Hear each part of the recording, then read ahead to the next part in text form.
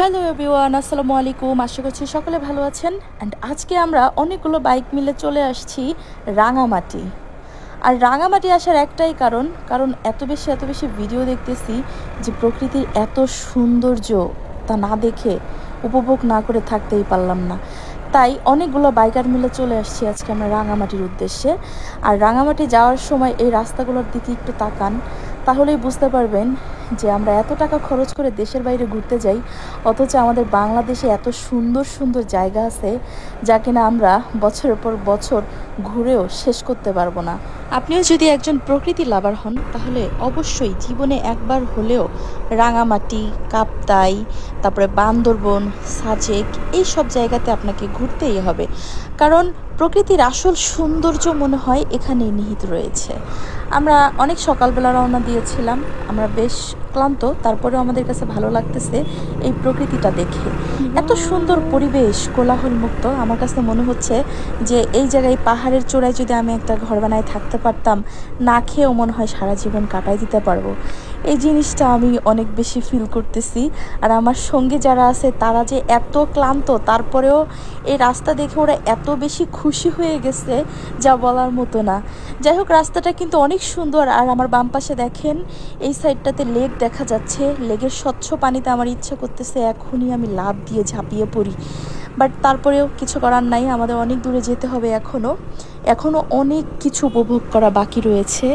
আসলে এই রাস্তাগুলো সরু হওয়ার কারণে অনেকটা চিকন, সো ওয়ান ওয়ে রাস্তা, যেহেতু অনেক সাবধানতার সাথে বাইক রাইড করতে হবে, না হলে একটা দুর্ঘটনা ঘটে যেতে পারে। আর আমাদের সামনে আরও অনেকগুলো বাইক ছিল, ওরা অনেক আগে চলে গেছে। কিন্তু আমি যেহেতু একজন প্রকৃতি লাভার, সো আমার কাছে এই ন্যাচারাল প্রকৃতিটা অনেক বেশি ভালো লাগে, যার কারণে আমি খুবই স্লো বাইক রাইড করে যাইতেছি আর এই প্রকৃতিটা উপভোগ করতে করতে যাইতেছি। আপনি বাংলাদেশে একটু ঘুরে দেখবেন যে কিছু কিছু জায়গা আছে এত বেশি সুন্দর, তখন ন্যাচারালি আল্লাহর প্রশংসা করতেই হয় যে মাশাল্লাহ, আল্লাহর সৃষ্টি কতটা সুন্দর।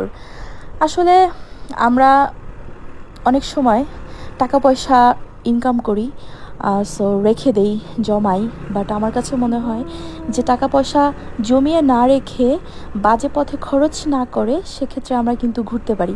আপনি যদি প্রকৃতি লাভার হন তাহলে অবশ্যই আপনাকে ভ্রমণ করতে হবে, কারণ ভ্রমণেই মিলবে একমাত্র শান্তি। আপনি যদি এই সময় টাকা পয়সা ইনকাম করে যদি ভ্রমণ না করেন, তাহলে আপনার একটা সময় আসবে যখন আপনার অনেক টাকা পয়সা হবে কিন্তু আপনার সময় হচ্ছে না, সুযোগ হচ্ছে না।